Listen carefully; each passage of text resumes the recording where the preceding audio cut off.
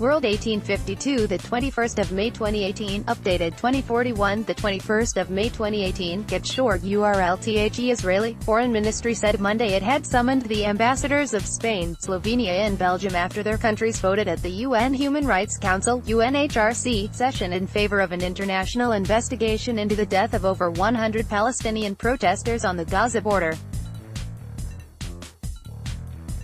Spanish ambassador to Israel Manuel Gomez-Acebo and Slovenian ambassador to Israel Barbara Susnik were summoned to the Foreign Ministry in Jerusalem on Monday in wake of their country's votes at the UN Human Rights Council in favor of an international probe into the state of human rights in East Jerusalem, the West Bank and Gaza. Belgian ambassador to Israel Olivier Bell is reportedly to be summoned on Tuesday. On May 18, the UN Human Rights Council voted to establish an independent mechanism to investigate alleged violations by the Israel Defense Forces, which resulted in the death of more than 100 protesters in the clashes and over 2,000 injured in wake of the United States opening its embassy in Jerusalem. The resolution was supported by 29 countries, with 2 votes against and 14 abstentions.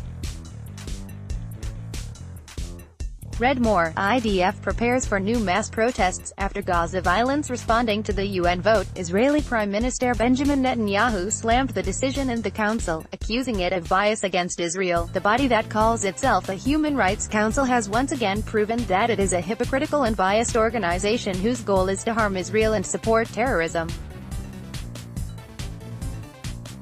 More than anything, it shows how irrelevant it is.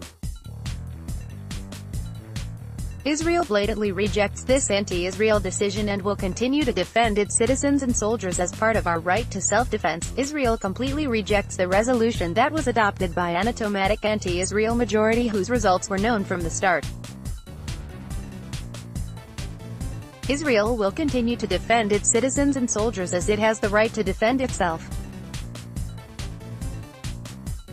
PM of Israel, at Israel, May 18, 2018. The situation along the Israeli border with the Gaza Strip has significantly worsened over the past several months, with Palestinian rallies called the Great March of Return, which began on March 30 to commemorate the 70th anniversary of the Palestinian exodus, after the creation of the Israeli state.